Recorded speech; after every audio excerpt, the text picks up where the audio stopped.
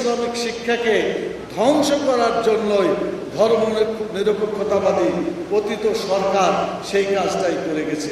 আন্দোলন করে মানুষ কেয়ারটেকার সরকার আবার গণতন্ত্র ফিরিয়ে আনার জন্য বিভিন্নভাবে চেষ্টা করে সংবিধানে অন্তর্ভুক্ত করা হলো যে কেয়ারটেকার সরকারের মাধ্যমে দেশে নির্বাচন হবে এবং এটা চলবে বেশ কিছুদিন।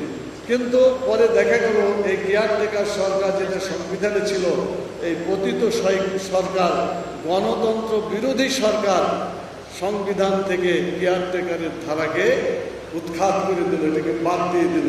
তার পরিবর্তে সেখানে দলীয় সরকারের অধীনে নির্বাচন করলো। আপনারাই বলেন, দলীয় সরকারের অধীনে নির্বাচন হলে সেটা কোনো নির্বাচন হতে পারে?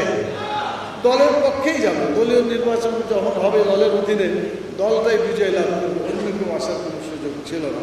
তো এইভাবে তারা নির্বাচনকে, দিনের নির্বাচনকে রাত্রে করলো।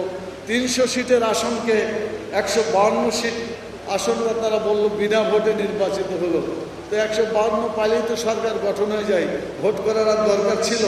কিছুই দরকার ছিল না।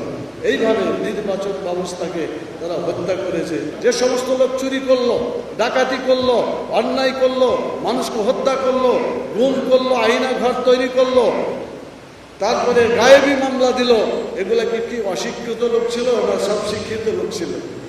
আমাদের ভাষায় শিক্ষিত লোক ছিল, কিন্তু শিক্ষিতর সাথে চরিত্র ছিল না, যার ফলে পশুত্ব প্রাধান্য পেয়েছিল তাদের ভিতরে। শিক্ষিত লোক যদি চরিত্রবান না হয়, আর শিক্ষিত লোক যদি শিক্ষকও হয়, চরিত্র না থাকে, ওই শিক্ষকদের জাতির কোনো কল্যাণ হতে পারে না। বাংলাদেশের শিক্ষকদের যে বেতন আর উন্নত বিশ্বের শিক্ষকদের বেতন আপনি দেখবেন কয়েক গুণ বেশি। ওখানে শিক্ষকদের টিউশনি করা লাগে না, অন্য কোনো দ্বিতীয় কাজ করা লাগে না। কিন্তু আমাদের দেশের শিক্ষক ক্লাসে শিক্ষাদান শেষ করে এসে বিকালে টিউশনি করে, অথবা কেউ অন্য কোনো পেশায় জীবন জীবিকা করতে বাধ্য হয়। এজন্য বর্তমান সরকারের উচিত হবে শিক্ষকদের এমন একটা শিক্ষা কাঠামোর মধ্যে নিয়ে আসা, শিক্ষা বেতনের একটা কাঠামো হওয়া, যাতে কোনো শিক্ষককে শিক্ষা করা ছাড়া দ্বিতীয় আর কোনো পেশায় তাকে নিয়োজিত হতে না হয়। এরকম একটা শিক্ষা ব্যবস্থা এবং শিক্ষা কাঠামো, বেতন কাঠামো যদি হয়, তাহলে আমার মনে হয় এই জাতি কিছুটা হলেও সমৃদ্ধ ফিরে পাবে। মাদ্রাসার শিক্ষা এবং আধুনিক শিক্ষা যেটাকে বলা হয়, এটার মধ্যে পার্থক্য করে জাতিকে দুটা ডিভিশনে ভাগ করে দেওয়া হয়েছে। এটা করা কোনো জাতির জন্য কল্যাণকর নয়। সেজন্য শিক্ষা যেটাই হোক না কেন, সেটার মান সমান হতে হবে, সব জায়গায় তাদের প্রবেশাধিকার থাকতে হবে। অনেকে হাফেজ হয়ে মাদ্রাসায় কামিল ফার্স্ট ক্লাস পাওয়ার পরে আধুনিক শিক্ষাতে ডাক্তার, ইঞ্জিনিয়ার এসে শ্রেষ্ঠত্ব অর্জন করেছে, তার প্রমাণ মাদ্রাসার ছাত্ররা দিয়েছে, এটা আপনারা দেখেছেন।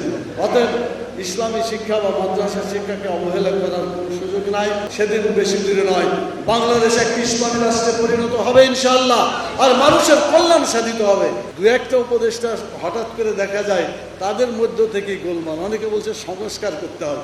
সংস্কার তো করতেই হবে, কিন্তু যদি উপদেষ্টার মধ্যেই সংস্কার করা লাগে তাহলে তো আর বেশি কাজ করা যাবে না।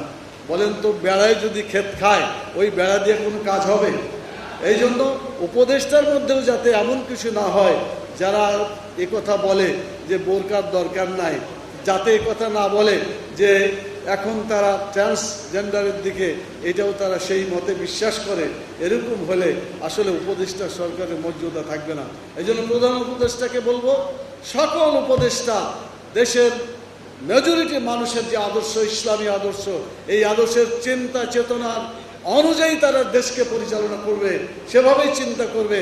জনগণের চেতনার বাইরে যাতে কোনো চিন্তা তারা না করেন, সেজন্য প্রয়োজন হলে উপদেষ্টাদেরকেও পরিবর্তন করতে হবে, উপদেষ্টার মধ্যেও সংস্কার আনতে হবে, তাহলে এই জাতি সঠিকভাবে চলতে পারবে।